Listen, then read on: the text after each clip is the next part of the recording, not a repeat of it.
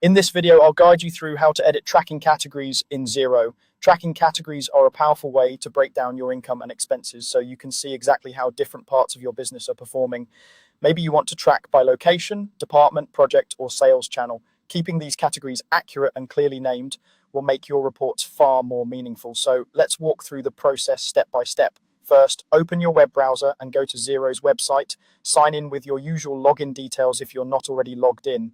Make sure you're in the correct organization if you manage more than one, because tracking categories are specific to each organization in Xero. Once you're on the main dashboard of your chosen organization, look towards the top navigation bar and find the accounting menu. This is where most of your financial settings and tools live inside Xero.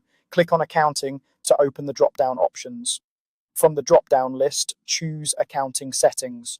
This area controls the backbone of how your accounts are structured, including your chart of accounts, tax settings, and of course, tracking categories. Give it a second to load and you'll see a range of configuration options for your organization. Within accounting settings, look for the section labeled tracking categories. This is where Xero keeps all the categories you've created along with their individual options. Click on tracking categories to open that page.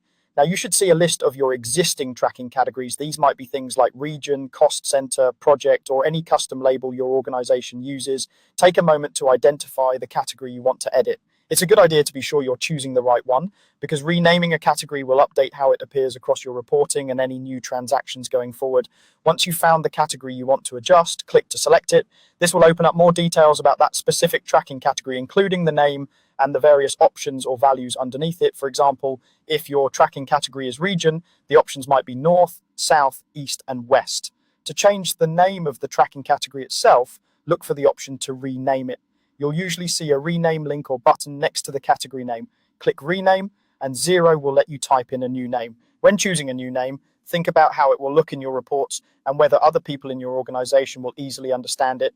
Aim for something short but descriptive and be consistent with how you name your other categories. After you've typed in the new category name and double check the spelling, confirm the change by clicking the rename button again. This saves your update and applies it across Xero. If you don't click rename to confirm, your changes won't be applied, so make sure you complete this final step. That's all there is to it. You've now edited a tracking category in Xero, which will help keep your reporting structure clean and easy to understand. You can repeat this process for any other categories that need updating, and over time, maintaining clear tracking categories will make your financial insights much more useful.